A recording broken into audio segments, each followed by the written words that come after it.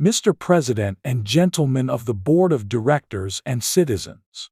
1/3 of the population of the South is of the Negro race.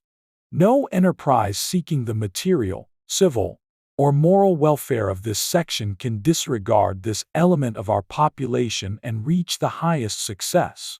I but convey to you, Mr. President and Directors, the sentiment of the masses of my race when I say that in no way have the value and manhood of the American Negro been more fittingly and generously recognized than by the managers of this magnificent exposition at every stage of its progress.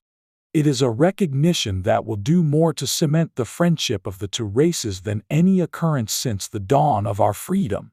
Not only this, but the opportunity here afforded will awaken among us a new era of industrial progress.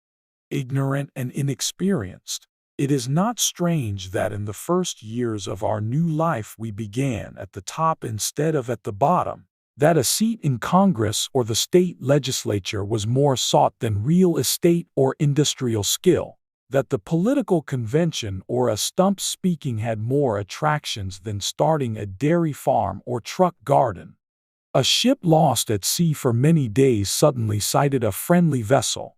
From the mast of the unfortunate vessel was seen a signal, "Water, water, we die of thirst."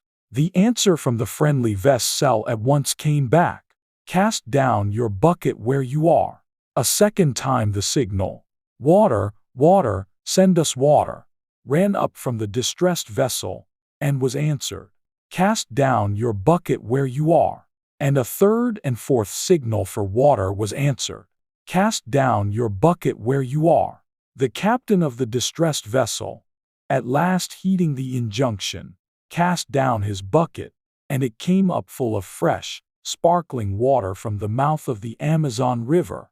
To those of my race who depend on bettering their condition in a foreign land or who underestimate the importance of cultivating friendly relations with the Southern white man, who is their next-door neighbor, I would say, cast down your bucket where you are. Cast it down and making friends in every manly way of the people of all races by whom we are surrounded. Cast it down in agriculture, mechanics, in commerce, in domestic service, and in the professions. And in this connection, it is well to bear in mind that whatever other sins the South may be called to bear, when it comes to business, pure and simple, it is in the South that the Negro is given a man's chance in the commercial world. And in nothing is this exposition more eloquent than in emphasizing this chance.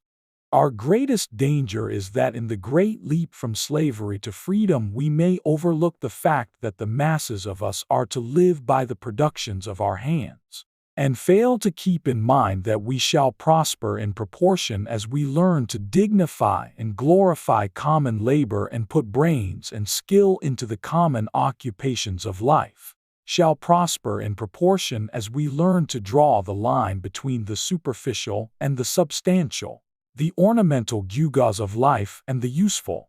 No race can prosper till it learns that there is as much dignity in tilling a field as in writing a poem. It is at the bottom of life we must begin, and not at the top. Nor should we permit our grievances to overshadow our opportunities.